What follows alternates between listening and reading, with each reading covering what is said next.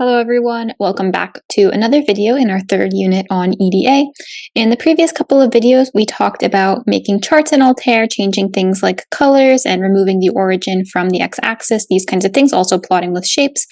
And up until this point, we've only seen scatter charts.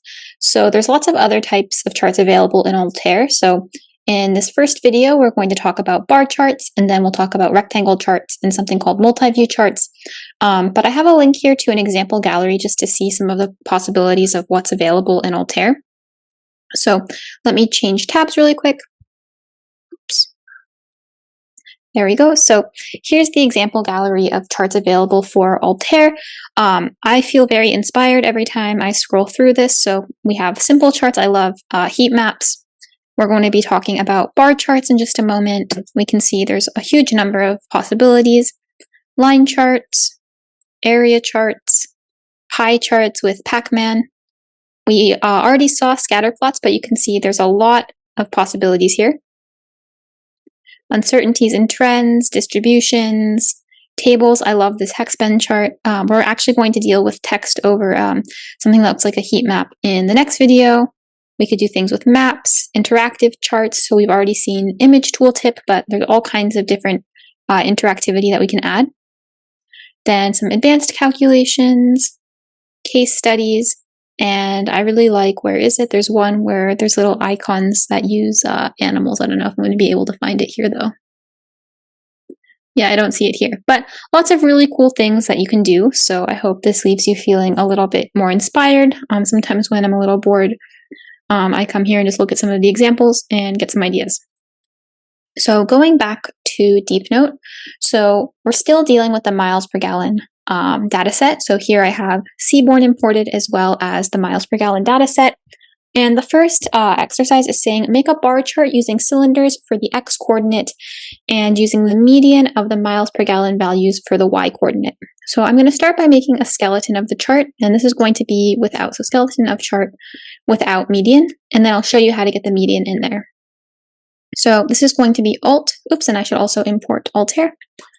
So let's import Altair as Alt. And now I'm going to say alt.chart. That is coming from df. Now I'm going to do mark underscore bar for bar chart. Now dot encode. Now, okay, for the x coordinate, I want cylinders.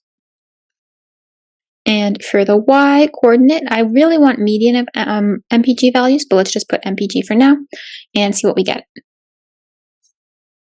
So, okay, bar chart, it's looking a little bit strange though, and maybe I can convince you of something strange going on. So what I'm going to do is I'm going to add a tooltip, and I'm going to have this be the name of the car, and let's do the cylinders and the miles per gallon. Now remember, this is a data set that has over 300 rows, and here, okay, there's a Mazda and a Dodge Rampage. And okay, we have 1, 2, 3, 4, 5 distinct cars. So kind of what's going on here is the bars are getting plotted on top of each other. So the bars that are appearing here are actually kind of the last values in the data frame that have each of the corresponding cylinders. So for instance, this Mazda is the last entry in DF that has 3 cylinders, similar for 4, 5, 6, and 8 cylinders. So maybe to convince you of this, let's just take a look at DF. And I can skip to the very last couple of rows.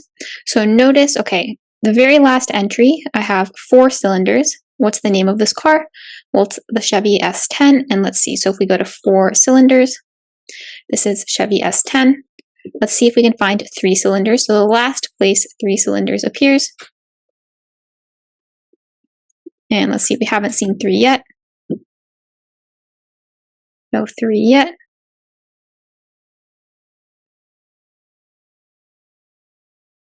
And we're going to be looking for a while, so maybe instead, what if I did something like this? So df of cylinders, oops, and let me do this actually in a new cell so that we can keep looking at df. So I want df of cylinders. Now, this is, we might get some issues here with numerical precision because this is stored. Oh no, these are stored as integers. Very good. So I can say, is this equal to 3? And remember, I want the last entry where this is true. So I'm going to say df of this. And then I can see here, this is in row 334. And it's this Mazda RX-7 GS. So let's see here. That's the exact car.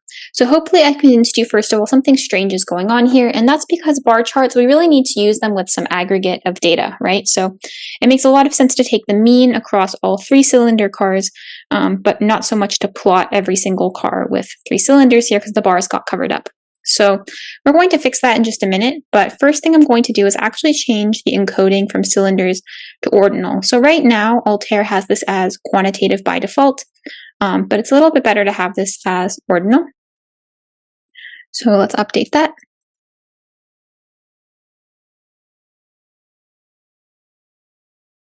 And okay, looking a little bit better now. Notice we don't have the gaps along the x-axis, but now something very strange is happening, right? So all of the individual data points are getting stacked on top of each other. And we can see the miles per gallon goes up to 6,000 here, and certainly especially cars from, these are like 70s to 90s, I think, certainly none of these cars would get 6,000 miles per gallon, which they did.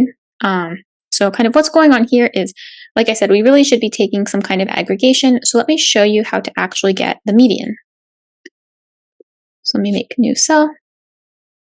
So what I do is I go to miles per gallon and I wrap this with median.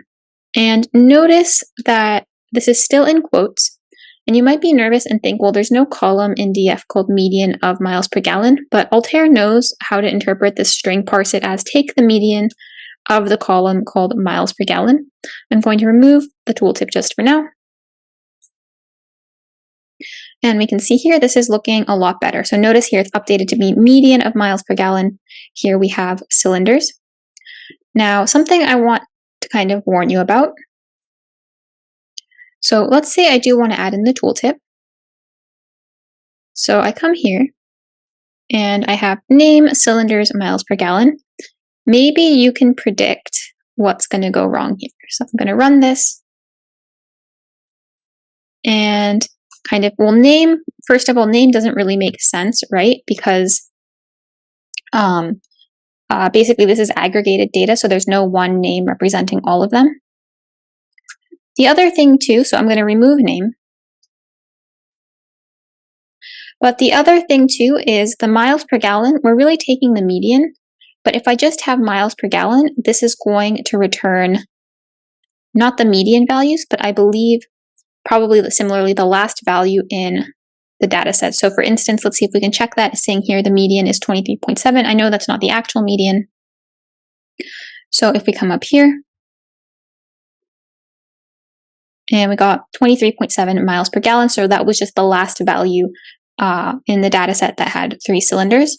So the way we fix that, it's a very easy fix. We just wrap, miles per gallon with median.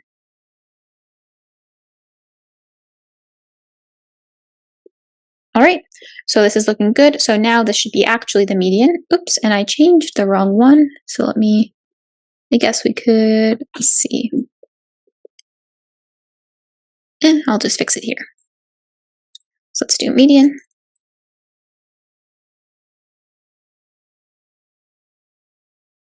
And this is looking better. So it's saying now the median across cars with 3 cylinders is 20.25, whereas it's 28.25 for cars with 4 cylinders.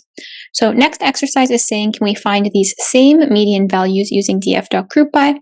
And DeepNote is going to hide a warning, but basically we want to use the keyword argument numeric only, basically saying only take the median of the numeric columns in the data set. We don't want to try taking the median of the names column, for instance. So let's do df.groupby. And here we want to group by cylinders. And we want to take the median. And remember, to get the miles per gallon column, we can just say of MPG.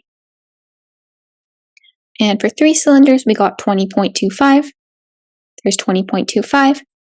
For 4, we got 28.25. There's 28.25, and so on. So I guess here I didn't take my own advice. So DeepNote hid the warning from me, but I really should use the keyword numeric only. So let's do here numeric underscore only equals true. And nothing changed here, but basically it's just saying don't try to compute the median of the names column, for instance.